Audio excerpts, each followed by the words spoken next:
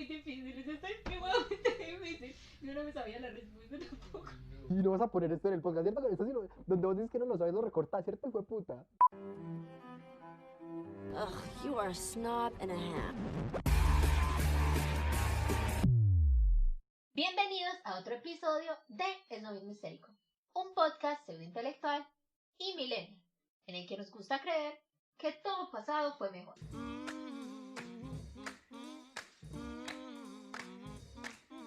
Así es, bienvenido gente neurótica que abraza su pasado para poder sobrevivir, o que al menos cree que puede sobrevivir. Y bueno, como la cuarentena nos tiene chapaleando en esta fantasía de la supervivencia, o de esto que creemos que es supervivir, cuando es chapalear en esta existencia vil, asquerosa y dolorosa, que tratamos de sobrellevar pensando y como mejorando ideas del pasado que muchas veces no son tan buenas, ¿por qué no hablar de este mecanismo defensivo que nos tiene comprando cosas, viendo cosas, comiendo cosas, consumiendo cosas, construyendo toda una identidad? ¿Por qué no hablar de la nostalgia?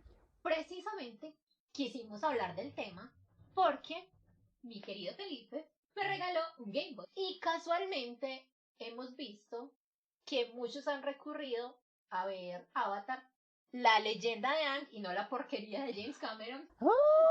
Esta hijo de puta, yo creí que ibas a hablar del último maestro del aire. El caso es que quisimos recordar y asimismo también, digamos, reflexionar sobre esos aspectos que nos llevan a ser tan nostálgicos y que es, digamos, un síndrome que desde mi perspectiva, no sé qué piensas tú, está tan asociado a los milenios. Síndrome, ya estamos patologizando una generación entera. Enfermos neuróticos. Pues aquí te viene. Ajá.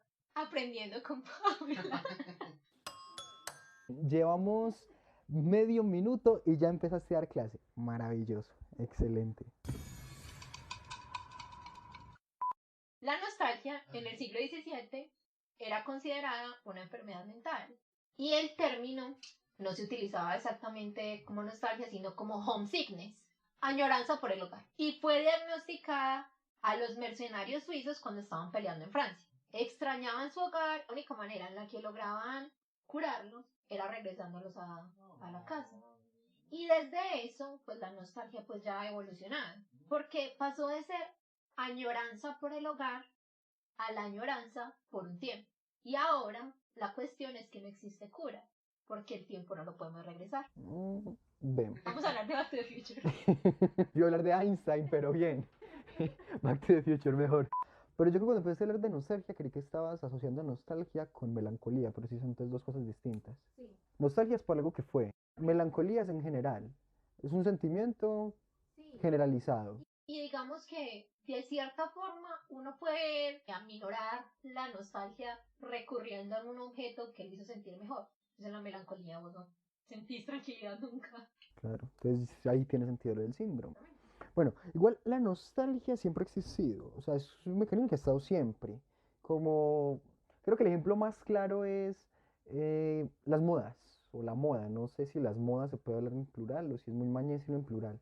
Y si es mañé, entonces lo digo mañé. Las modas que dicen que, ay, vuelve la moda de los 80, o volvieron las minifaldas, como si hubiera cierto círculo vicioso en el que, a pesar de que algo se establezca en algún momento específico del tiempo, después puede volver justo por el deseo o la añoranza, como vos decías, de eso que antes gustó, y como ahorita que todos estamos haciendo disco otra vez.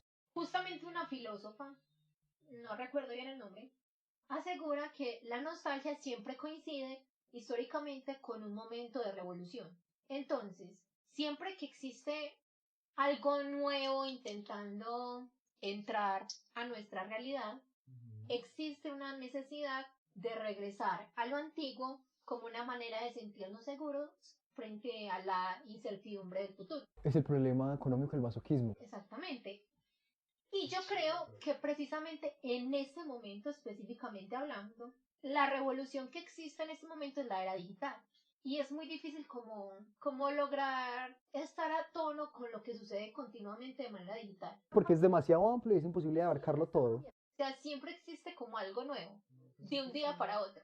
Y aunque claramente está asociada al capitalismo, no nos podemos desligar nunca de eso, también siento que la nostalgia es el deseo por la simplicidad. porque todo sea más sencillo. Y casualmente, para nosotros, la sencillez está ya en la infancia. Sí, o sea, eso que hablamos ahorita del problema económico y el masoquismo, pues un texto de Freud, que justo pues uno de los puntos que expone o lo que dice es como que nosotros incluso nos amarramos a cosas que son dolorosas para nosotros. O sea, por ejemplo, una relación tóxica en la que todo es negativo, en el que yo no me siento bien, pero que no salgo de esa relación tóxica justo porque es algo que ya conozco. Es el problema económico del masoquismo, porque sigue siendo masoquista, porque me sigue doliendo, pero me quedo ahí porque energéticamente es económico. O sea, no me implica gastar energía en algo nuevo, en algo distinto, en intentar cambiar las cosas. Es la famosa cliché zona de confort. Y en cierta medida, devolvernos al pasado implica también entender las reglas que habían cuando eso. Entonces digamos que si regresamos a los 80, pues estaríamos entrando también en un lugar extremadamente machista. Entonces, lo que dice esta filósofa también es que lo que hacemos es trasladar esos aspectos que seleccionamos positivos del pasado de manera que funcionen para nosotros en el presente. Bueno, sí, odiamos el machismo, pero nos encanta la ropa de los 90. Eso es algo súper típico de nosotros. Amamos a los Beatles, pero odiamos la Guerra Fría. Tratamos de discriminar estos aspectos que atentan contra nosotros, como el ejemplo de la relación tóxica que tú colocabas, y traemos las cosas que nos hacían felices. Sí, sí, estamos totalmente de acuerdo. Igual siento que hay una cuestión también como generacional amplia, y no hablo generacional específicamente de nosotros, millennials, centennials, o de cómo sea, sino como que de distintas generaciones por lo pasado. O sea, ya hemos hablado, creo, en otros capítulos, y me estoy mal, y si no lo repetimos, sobre esta añoranza por el tipo pasado, porque antes las cosas se entendían de una forma específica, porque es que antes los niños se comportaban así, es que antes las relaciones no eran así, es que antes no sé qué. Cuando realmente siempre sientes que tendemos a la romantización de eso, porque es más fácil, porque somos medianamente obsesivos y nos gusta saber que hay un control de las cosas. Y la cosa es que cuando estamos en el presente, cuando estamos hoy en día, nunca vamos a tener el control de las cosas, porque lo estamos viviendo en fresco. Pero cuando lo vemos como en retrospectiva, podemos pensar, puta, esta gente cómo dejó meter a un man con un bigote de tipo Chaplin a matar judíos en Europa y uno piensa, ¿cómo la gente es tan estúpida, tan huevona? Ahora, que uno lo ve en retrospectiva, y que uno dice, la gente como apoyaba el fascismo, uno lo ve en retrospectiva.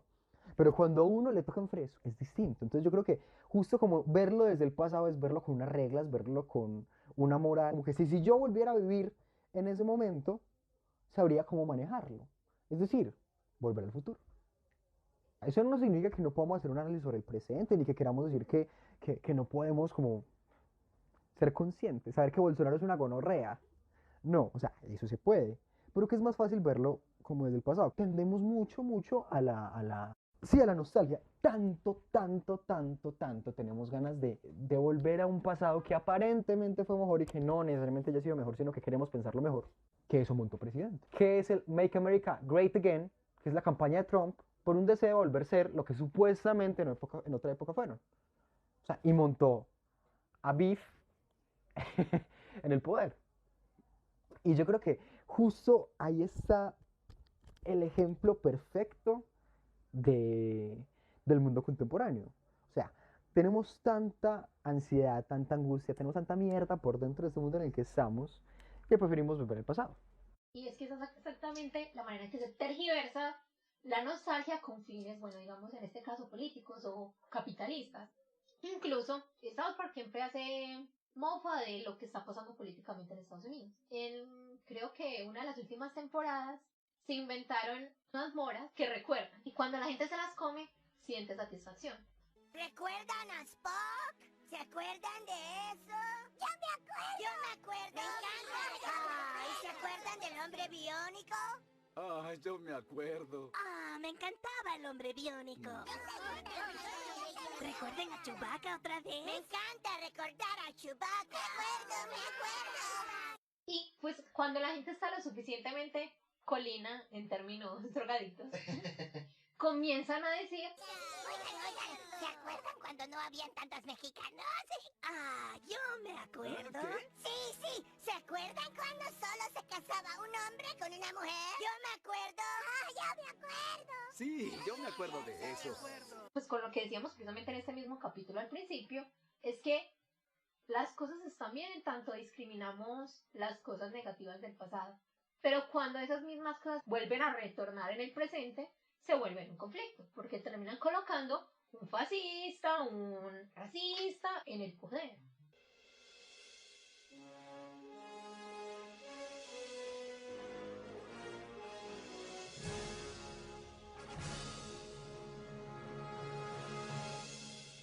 Ahora hablando de Volver al Futuro, una trilogía de los 80, que yo creo que, como estamos hablando, es el ejemplo perfecto y que de ahí podemos sacar un montón de mierdas de todo esto que estamos hablando.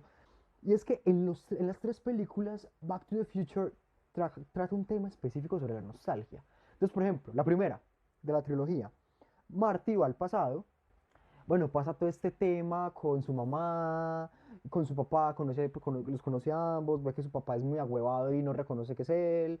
La mamá, sin saber que él es su hijo en el futuro, se enamora de él. Él tiene que hacer que los papás se enamoren para que él no desaparezca en el futuro. Él es de los 80, entonces a los años 50. Y es como esta idea, justo lo que estaba hablando ahorita, de mirar el pasado desde el presente. Entonces, si yo voy en este momento a los años 80, supongo que sé cómo me sabría mover o conducirme según lo que yo entiendo por los 80. Entonces, por ejemplo, la sátira del final de Back to the Future, cuando él toca Johnny B. Good en el prom y termina haciendo un solo a lo Jimi Hendrix y todo el mundo como que se escandaliza y él dice, no, tranquilos, esto les va a encantar a sus hijos. Es decir, si él lo hubiera hecho, si lo hubiera continuado haciendo, él hubiera sido muchísimo más grande que Jimi Hendrix.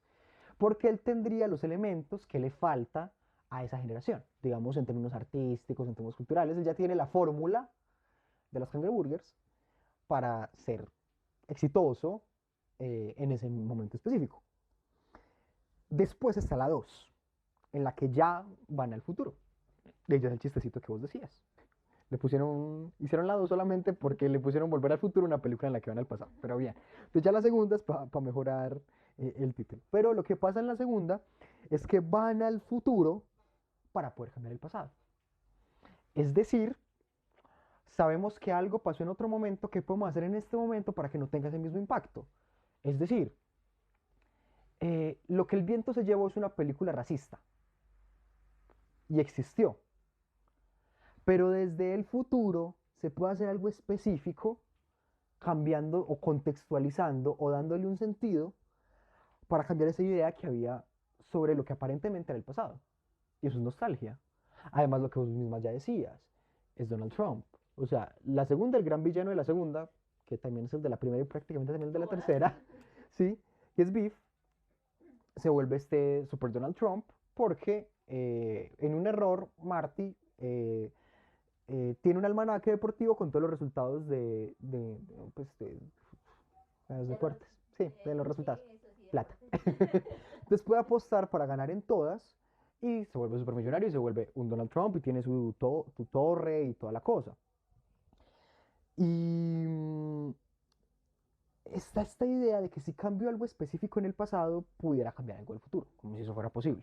Lo que vos decías, no podemos aliviar la nostalgia justo porque no podemos regresar en el tiempo. Pero la tercera, que a mí me parece la más mala de todas, o la menos buena, porque todas son buenas, la menos buena de todas creo que tiene el mensaje más teso de todos. Y es que no todo tiempo por pasado fue mejor. ¿Por qué van a la tercera? ¿Qué pasa en la tercera? Van al viejo oeste porque a Doc está obsesionada con los vaqueros, con las películas de los vaqueros, con los westerns, con todas estas cosas. Entonces él decide viajar. Y se da cuenta que es un ambiente súper hostil, en el que siempre hay disparos, en el que todo el mundo es violento, en el que todo es una gonorrea, en el que todo es un asco. Y él dice, mierda, ¿qué es todo esto? Y antes justo lo que hacen es tratar de sobrevivir, a pesar de que él creía conocer su época. Bueno, a pesar de que pasan cosas y que hay un montón de sucesos que pasan ahí, que de pronto hace que se encariñe así con el momento, igual está como esta identificación de que a pesar de que nos devolvamos en otro tiempo, no significa que sabemos cómo manejarlo. No significa que fue mejor porque esa realidad no es la que tenemos en la cabeza. La que tenemos en la cabeza está romantizada, está idealizada, tiene un sabor mucho más rico. Justo porque nosotros le pegamos lo que le queremos pegar y lo impregnamos de lo que queremos impregnar. Y yo creo que ese es el gran tema de todo el tema de la nostalgia, y por eso nos encanta comprarlo, y por eso sacaron los tenis de Back to the Future. Y es una gran película, y besitos a Robert Zemeckis.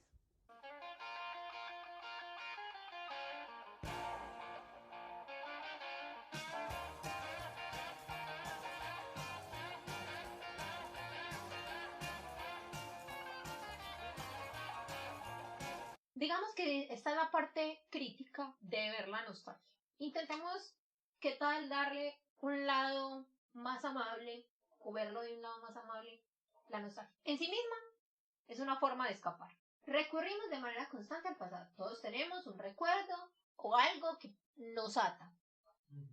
Tú tienes películas, tú tienes Pretty Woman, tienes Hércules. De alguna forma, siempre que nos emborrachamos terminamos cantando Hombres en Acción de Mulan. Sin embargo, pues eso no es algo meramente individual. Hay algo que como colectivo nos lleva a regresar. Por eso se están haciendo tantos reboots, por eso se están haciendo tantos remakes. Y siento que siempre tienden a ser alrededor de los 80s y los 90s. Sin embargo, pues la nostalgia se extiende mucho más allá de los programas y las series de televisión. Podemos observar esa añoranza por el pasado con la obsesión que tenemos por los juguetes. No tú y yo, sino a nuestra generación en general. Tú sí. Bueno, yo sí. Yo sí. Lo digo con mi camisa de Capitán América. Los Funkos, los Legos, los Mugs, las consolas. O sea, estamos rodeados constantemente. Y no importa que tan viejos estemos, todavía queremos comprar. O sea, queremos tener una colección. Hay dos comediantes mexicanos que me parecen que son el mejor ejemplo. Uno que se llama José Luis Slobodsky y Alex Fernández. Slobodsky tiene un cuarto entero de Funkos y de artículos de colección que casualmente vive con los papás. Y Alex Fernández también está coleccionando figuras de la infancia, pero lo llevó a otro extremo, y es que le está tomando fotos en escenarios pues relacionados con su infancia. Y tiene una página en Instagram donde sube las fotos de estos, ¿cómo es que le dicen ellos? Monitos. Entonces creo que inevitablemente siempre queremos tener algo que nos amarre a esa infancia. Y los juguetes son un símbolo que expresa calidez e inocencia, pero también tiene un valor en la conexión entre lo emocional y lo racional. Sí. Si algo entendemos dentro del desarrollo, perdón aquí la psicologización tanta que estamos haciendo, pero es que los infantes aprenden a conocer el mundo a través de los juguetes. Entonces comparten, pelean y a veces hasta actúan las posibilidades del futuro con sus propios juguetes. Pese a esto que acabo de decir, muchas representaciones populares que se hacen sobre los juguetes tienden a llevar la connotación negativa de que es para personas inmaduras, e incluso ha llevado a docenas de artículos que casualmente son hechos por boomers, en los que dicen: los millennials necesitan crecer. Esa es la base de nuestros queridos boomers. Y si hay algo que también es una orgía a la nostalgia, es Stranger Things. Básicamente es una carta de amor a los íconos y medios de la cultura popular de décadas pasadas, especialmente los 80s y los 70s. Claramente tomó prestada de cualquier cosa que significara algo remotamente emocional. Vemos referencias a E.T., a Stand By Me, a los Goonies, incluso creo que hasta el Club de los Cinco. O sea, se robaron todo el pasado. Sí, totalmente. Pero creo que lo más significativo de Stranger Things, los videojuegos, y precisamente ahí voy, a los juegos. Se toma los juguetes con muchísima seriedad. Son parte fundamental de la trama y básicamente sobre eso está construida toda la historia. Sí. Creo que la primera imagen que vemos cuando empieza Stranger Things, más allá lo del laboratorio y eso, son los niños jugando Dungeons and Dragons. Sí. Y Dungeons and Dragons se convierte en el discurso que se utiliza para darle sentido a todo lo paranormal que sucede en la historia. Sí, sí, totalmente. Y hay como esta idea, o al menos así es como yo leo mucho Stranger Things. Roland Barthes, el filósofo francés, tiene un texto, es justamente todo lo que vos estás hablando, y es súper teso, que se llama Los juguetes, o se llama Juguetes, o no algo así. Y justo el man compara los juguetes con las mitologías, como que en los juguetes montamos todos nuestros ideales y montamos como todo lo que formamos, como lo que creemos que es lo bueno, que es lo malo, porque mira que jugamos a la guerra con los juguetes, que hay más humano que que la guerra, pues tristemente. Y justo ahí colocamos como todo lo que queremos y todo lo que odiamos y todo lo que somos y lo malo y lo bueno y todo está ahí. Y cuando juntamos todo eso en un paquete completo, como es una serie, como Stranger Things, es un éxito completo. Es que, por eso digo que es una orgía. Porque tiene todo, la iluminación, los diálogos. Es que uno se siente feliz viéndola, por más conflictivo que sea lo que sucede ahí. Uno se siente cálido viéndola. Y pues de ahí viene pues su éxito. Y es más, yo tenía escrito que los juguetes construyen la mitología pues, de la serie. Eres Roland Barthes. Porque incluso, pues más allá de que el Demagorgon, ellos le pongan ese nombre porque en Dungeons and Dragons existe una figura que se llama así. También Dustin, y todos, pero Dustin es mi niño favorito, así que voy a decir Dustin, hace uso de los cómics y programas de televisión para explicar las cosas que suceden. Por ejemplo, los poderes de Eleven, que a veces dice que si es una X-Men o Linterna Verde, o se refieren a los adultos con referencias propias como de los niños. Entonces, es que es un festival de juegos. De juegos. Sí.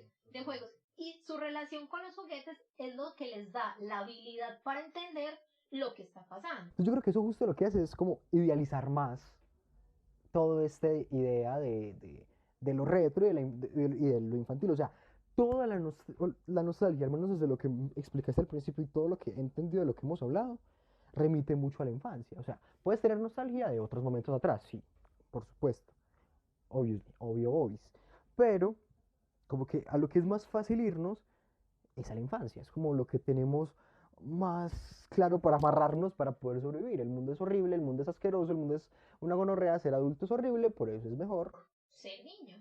Incluso, en contraste a los niños, está Joyce, que también está viviendo lo paranormal. Cuando ella evidencia lo paranormal, ella no puede darle sentido como a lo que está pasando, porque no tiene, digamos, la inocencia que tienen los niños, o por lo menos su habilidad para encontrar otras alternativas. Es más, tampoco es capaz de pues hacérselo entender a otros adultos, por eso todos creen que, pues, que está loquita.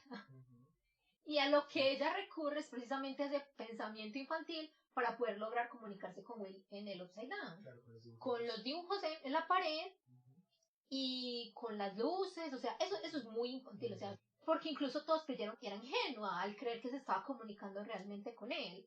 Pero ella estaba tan esperanzada en que podía ser cierto que recurrió a esa ingenuidad para lograr contactarse con su hijo. Entonces, Stranger Things le da credibilidad a los juguetes, al mostrarlos como un potencial poderoso. Y yo creo que ahí justo es donde está el ejemplo perfecto de donde el capitalismo se está pegando para, o sea, el capitalismo le pega de lo que sea para poder continuar manteniéndose como sistema económico. Y, digámoslo, también como cierta estructura de poder, ¿cierto?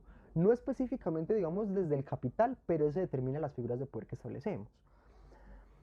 Y justo lo que se está haciendo ahora es volver a vender productos con esta idea de la nostalgia de una época en específico. Ahorita creo que sobre todo como que lo que más está promocionando, bueno, desde mi perspectiva, es todo el tema de los 80.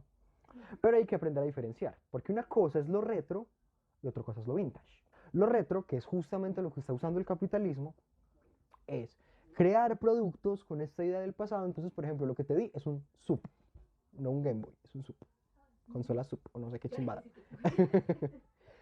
Que tiene una estética muy de los 80, que están en 8 bits, que son como estos videojuegos de finales de los 80, principios de los 90, o no sé qué época es, algo así, y te vende la experiencia del pasado. O sea, más que el producto, te vende una experiencia.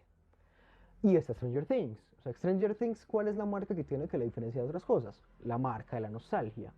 ¿Y qué es lo que tiene Cromática, el último álbum de Lady Gaga? Que por favor escuchen Cromática, es una puta obra maestra. Lady Gaga, mamacita, gracias por parirnos. Que es como música del pasado y modernizarla de cierta forma.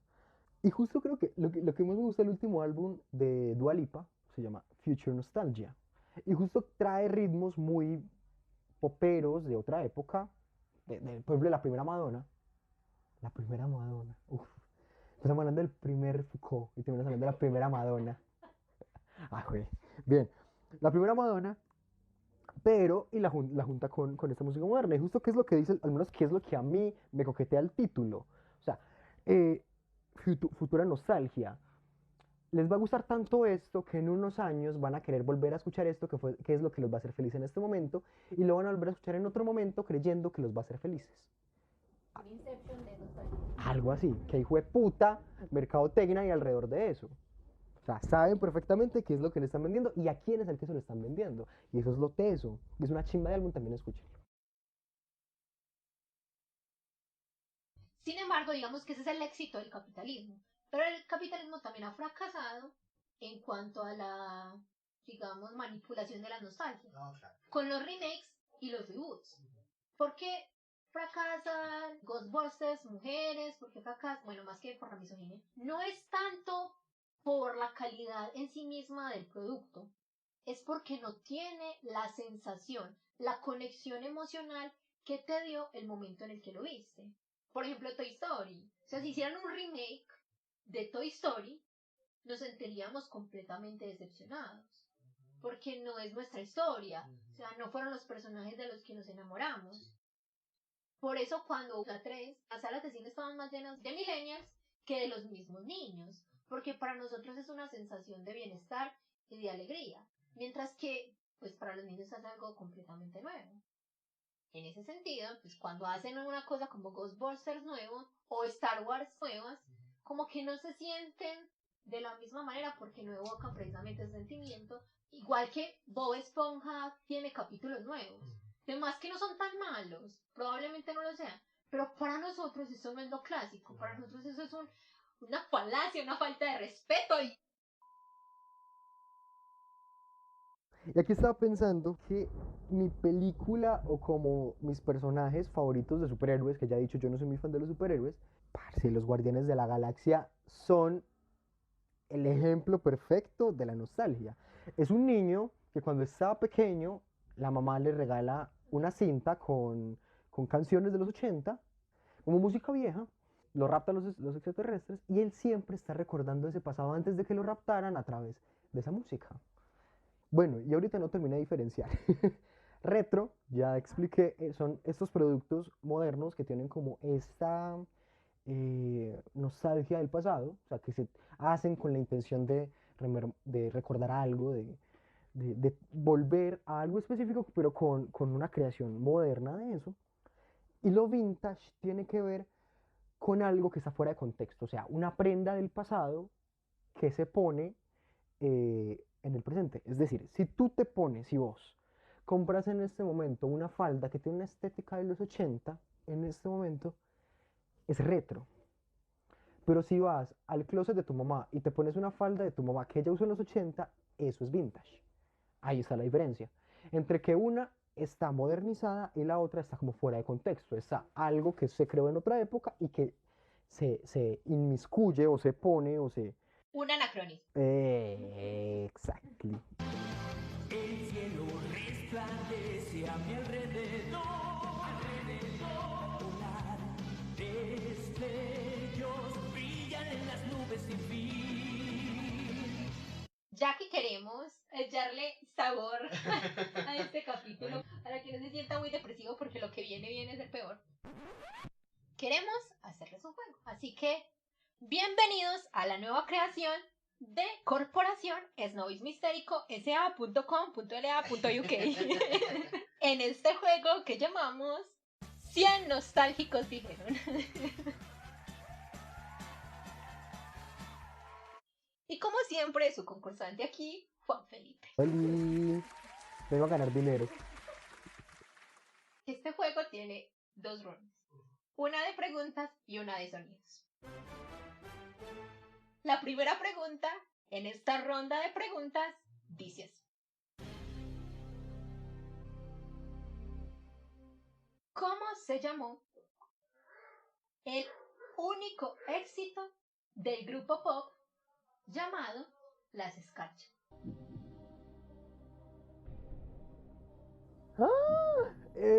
Escarcha no se llamaba la canción. Quiero tu bombón. Bombón. No se llamaba bombón. Pero está. Ay, las escarchas. Espere. Que fue este maravilloso experimento artístico. O sea, fueron nuestras Spice Girls. Ay, no me acuerdo. Yo siempre creí que la canción se llamaba Escarcha. Bombón, ¿sí ve? Bombón. Bum bum es un anglicismo. Yo lo digo en español, bombón. Es una onomatopeya porque hace el corazón cada vez que pienso en ti.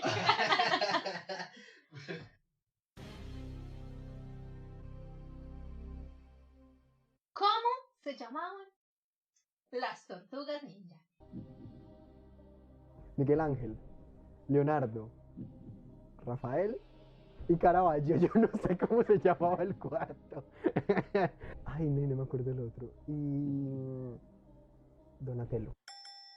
¡Soperra! Denme su dinero.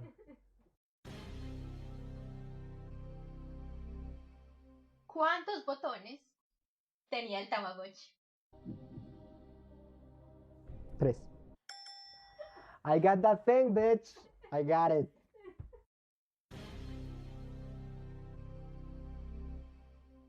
En las cartas de Yu-Gi-Oh, ¿cuáles eran los 3 dioses egipcios? Ay, usted me odia. Ay, usted me odia. Ra. Ay, es que yo los tenía. Ay, no, fue puta. Ra. Ay, no me acuerdo los dos. No sé por qué están ignorando, siempre no estaban las cartas de Yu-Gi-Oh. Ay, malparido. Hago oscuro, yo te elijo. Siguiente ronda. ¿De dónde viene ese sonido? ¿A qué lugar pertenece este intro?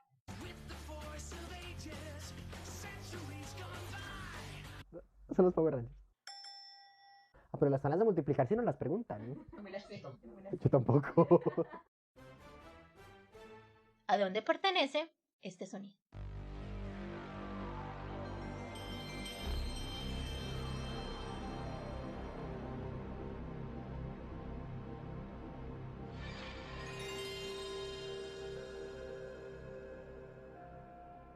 Es un videojuego. Ah, PlayStation 1. Girl. ¿A qué videojuego pertenece Me hice cara de virgen. este sonido?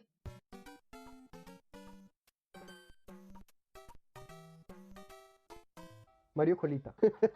Bueno, Mario Colita y Super Mario 3. Y eso fue todo por 100 nostálgicos dijeron.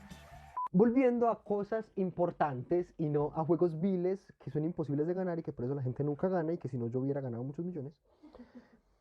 Vos ahorita decías que sentías que hoy en día está volviendo mucho a pues todo el tema de la nostalgia, el capitalismo y que nos están vendiendo cosas y todo eso como a los 80s y a los 90s. Son como las épocas a las que se volvió en otro momento y todo eso. Mira, y casi todo lo que me preguntaste fueron 90s. ¿Cierto? Pues en Twitter se habla mucho de los niños de los 90, que somos los niños de los 90 y no sé qué de los 90, como la romantización que hay alrededor de eso. Justo por eso que vos hablabas de la alegría y de la felicidad y todo esto, etc. Y yo siento que en los 80 pasó eso que hablábamos ahorita de que se vuelven y que las modas vuelven y que se vuelve como que la creación de esto de lo retro y se trata de vender esto. Y yo siento que los 80 pasó con los 50, que es Back to the Future.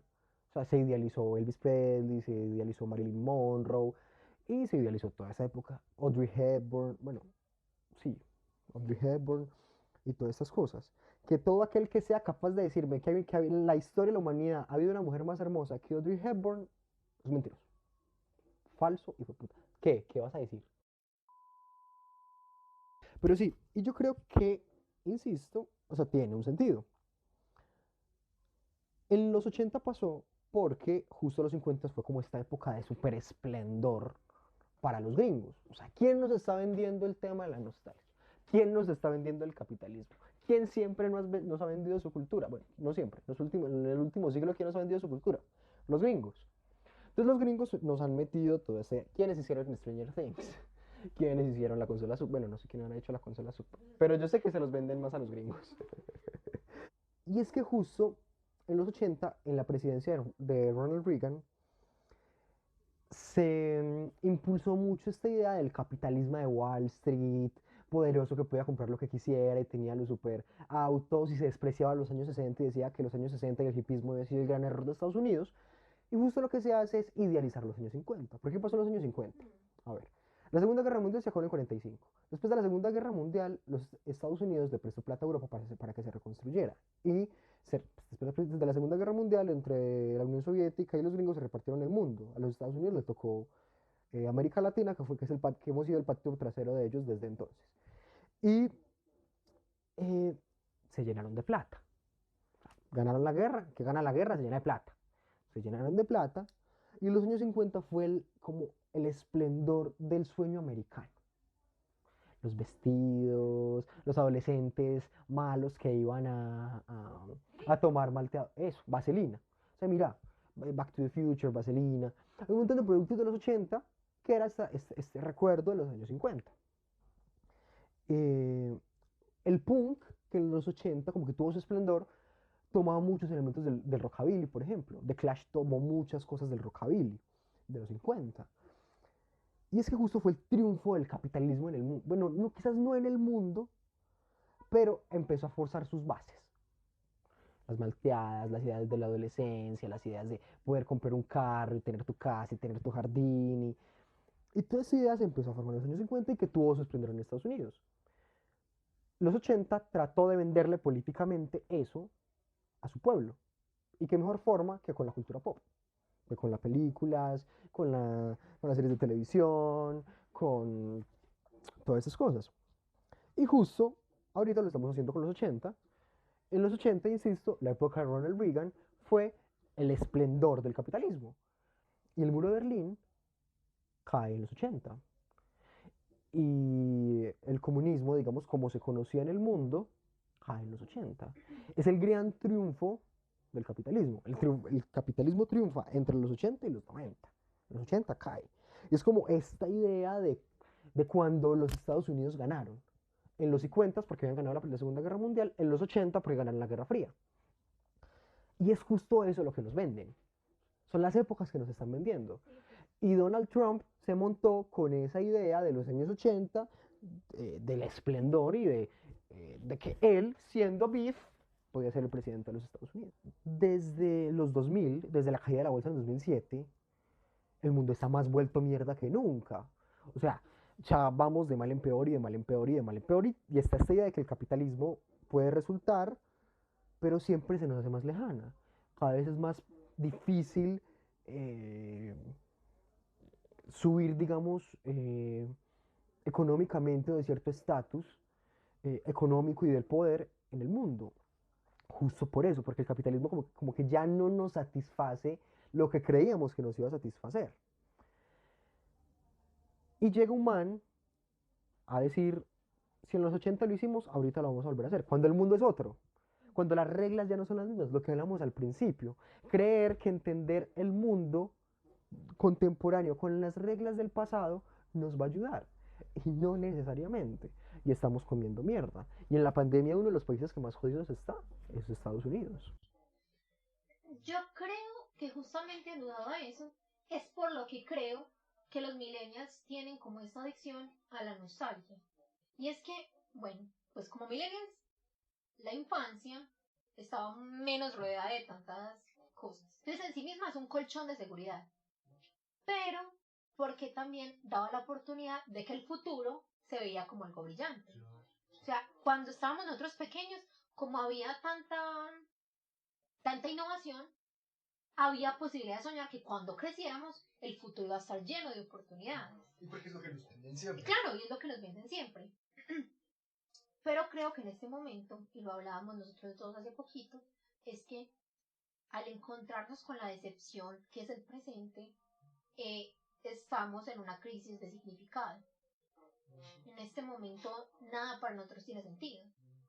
Para nuestros padres sí lo había, porque cuando crecieron tuvieron la oportunidad de un trabajo fijo en el que se podían pensionar tranquilamente, tener salud fija, tener una familia, comprar una casa, cosas que nosotros, precisamente por este montón de cosas que pasan con el capitalismo, nosotros no podemos tener acceso. Nuestra gran decepción es que no importa que tan felices seamos con la carrera que elijamos, eso no necesariamente implica que podemos trabajar en esa misma carrera. O incluso si alguna vez vamos a llegar a tener un apartamento o algo que podamos costear. La pensión es prácticamente ni soñamos con eso. Y precisamente por eso es tan fácil para nosotros regresionarnos y pensar que mientras veamos Los Padrinos Mágicos todavía podemos creer que estamos en un momento feliz. Hay esperanza, porque literalmente es una regresión. O sea, cuando Los Padrinos Mágicos no es Paula de 24 años viendo Los Padrinos Mágicos, es Paula de 10 años viendo Los Padrinos Mágicos. Y mientras eso sucede, vos todavía puedes creer que vas a ser astronauta, vos todavía puedes creer que vas a ser un escritor, una actriz, mientras que ahora esas cosas parecen completamente absurdas. Y precisamente frente a esa carencia de sentido, es una decepción completa haber crecido. A nadie le gusta crecer, pero las implicaciones que para nosotros como generación tiene crecer han sido horribles, completamente horribles. Sí, sí, sí. Estoy totalmente de acuerdo con vos. Y justo que yo creo que ahí está el peligro que hay en en la extrema romantización de esa nostalgia. Y no sé si será redundancia, no sé si la nostalgia en sí misma vendrá con romantización, pero bueno, más allá de eso, creo que hay un peligro en la sobreidealización. O sea, porque entiendo que consumamos cosas del pasado y eso está muy bien, está muy bien. Y si nos hace sentir bien, ¿por qué no seguir consumiéndolas? Claro, hay que seguir haciéndola.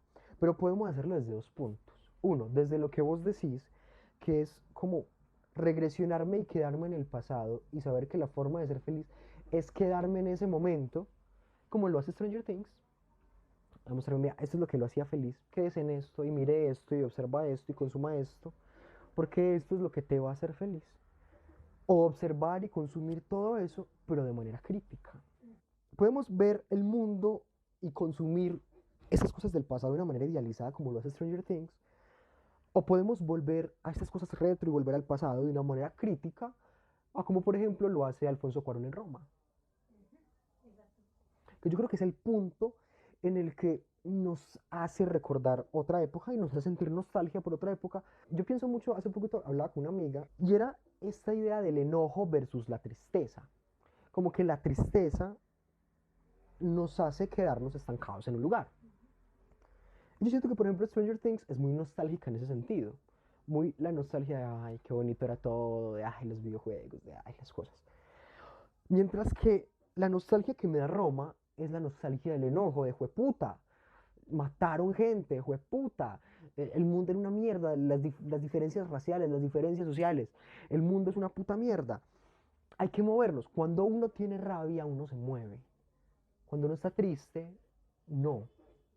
Entonces nuestra generación ha sido una generación que se ha volcado más a la tristeza que al enojo. Y yo creo que en eso nos diferenciamos de los años 60. Porque yo creo que nos parecemos mucho en esa generación, en que primero los dos no pudimos hacer nada, y segundo, en que tenemos esta malestar con el mundo en el que estamos y tenemos cierta idea de cambiarlo. Porque yo creo que nuestra generación sí tiene mucho eso. Al menos yo, o será que la estoy romantizando mucho, pero sí lo identifico más a otras generaciones. Y es que ellos tenían más la rabia y nosotros tenemos más la tristeza. Entonces, cuando no nos resultó el haber tumbado a un marranito que está haciendo cosas malas, no lo sacamos de la casa de Nariño y no nos movemos alrededor de eso. O sea, y no es una crítica a, es que miren, es que no se mueven. No, antes justo decir, no, es que tenemos las ideas, es que tenemos la información que antes no teníamos. Pero al parecer es lo emocional lo que no nos permite terminar de movernos. En cambio, yo creo que de pronto antes podían tenerlo emocional y no tenían como tanta información. O no sé.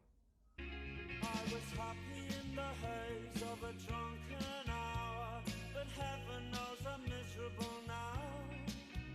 I was looking for a job and then I found a job, and heaven knows I'm miserable now. Y yo creo que, por ejemplo, Medianoche en París, pues justo que lo digo, la película de Woody Allen hace algo más o menos parecido.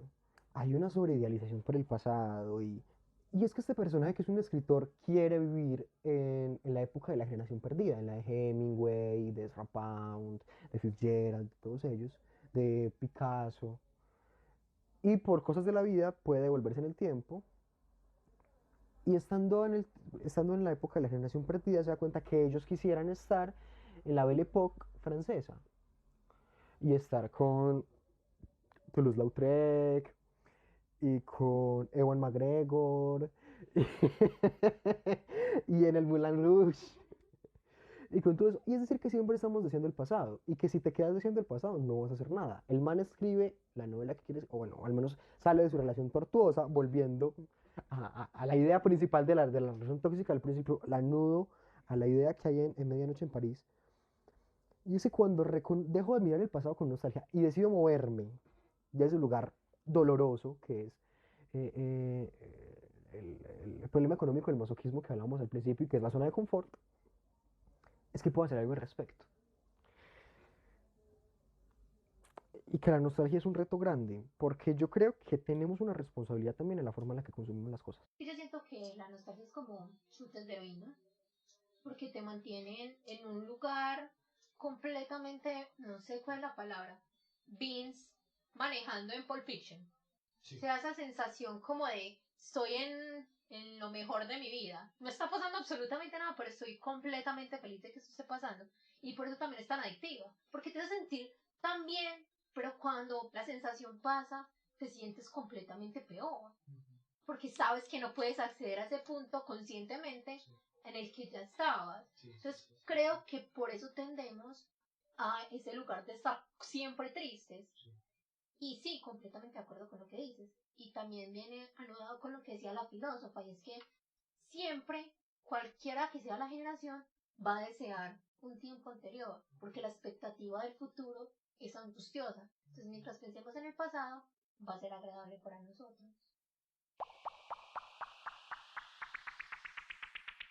Bueno, recomendaciones.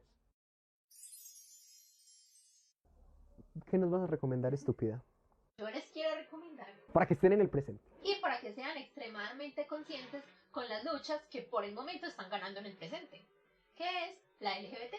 Y ya que no pudimos hacer nada relacionado con la LGBT, queremos recomendar unos youtubers que, por favor, abran su mente en esta parte.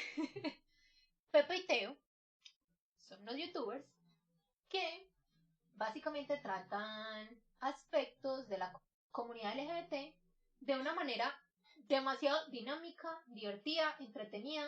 O sea, nunca se siente que es en una clase como por ejemplo esto. Ellos sí son chimbitas.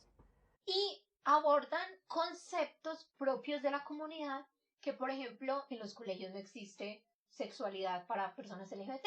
Siempre es extremadamente heteronormada toda la sexualidad y Y que yo incluso creo también que, pues con esto que vos decís, que Pepe y Teo, que son una chimba y empezaron como que en la época en la que todos los youtubers empezaron, no tienen el éxito que tienen otros, justamente porque su contenido es meramente LGBT.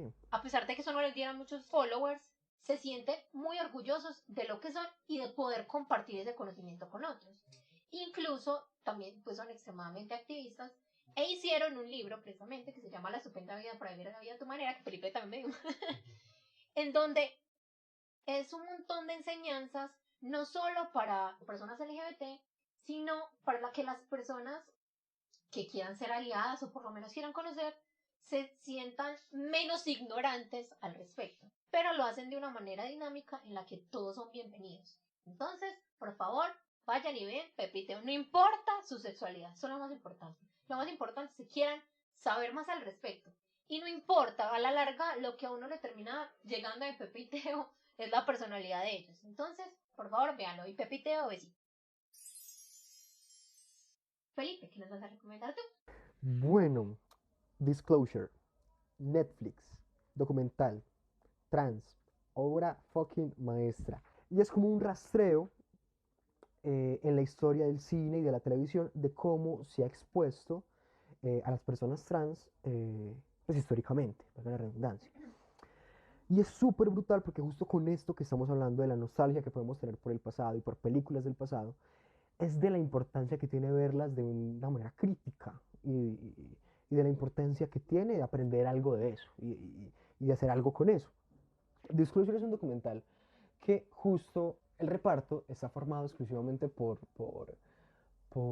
personas transgénero, hombres transgénero y mujeres transgénero, y justo ellos te van llevando y te van mostrando y te van comentando y te van explicando cómo a través de la historia del cine y de la televisión se ha estado exponiendo a las personas trans y de las implicaciones que ha tenido para ellos individualmente y colectivamente. O sea, es decir, que es muy distinto cuando vos decís, ah, sí, eso puede ser transfóbico, o no lo identificás, o decís, no, es que es humor. A cuando una persona trans te dice, es que yo lo viví así, yo cuando era niña y estaba creciendo y veía que así nos mostraban en televisión y que así nos mostraban en el cine, eso tuvo un impacto en mí. Y es súper fuerte ver eso y te ayuda a aprender y te ayuda a mirar las cosas de forma distinta. Es una cosa brutal y te muestra cómo incluso desde los orígenes del cine, desde el cine de Griffith, las personas trans, las personas no binarias y cualquier disidencia sexual ya se exponía en el séptimo arte. Es una cosa brutal, ¿sabe? Sale Laverne Cox de Orange is the New Black, sale Jamie Clayton de Sense8, sale MG Rodríguez, que es esta mujer trans maravillosa que sale en Pose. Muy, muy, muy recomendable. Muchas gracias por escucharnos, si llegaron hasta acá. Les agradecemos que continúen escuchándonos pese a nuestro desorden. Saben que nos pueden recomendar temas que les gustaría que habláramos e incluso mándenos qué es lo que más recuerdan con nostalgia y lo pueden hacer a través de nuestras redes sociales. En Facebook estamos como Esnovismo Histérico y en Twitter e Instagram como @esnovismoh. Recibimos hijueputazos, madrazos, besitos, nudes, cariñitos, recomendaciones. Lo que usted nos quiera mandar, se lo recibimos. Y bueno, nos escuchamos a la próxima. Bye.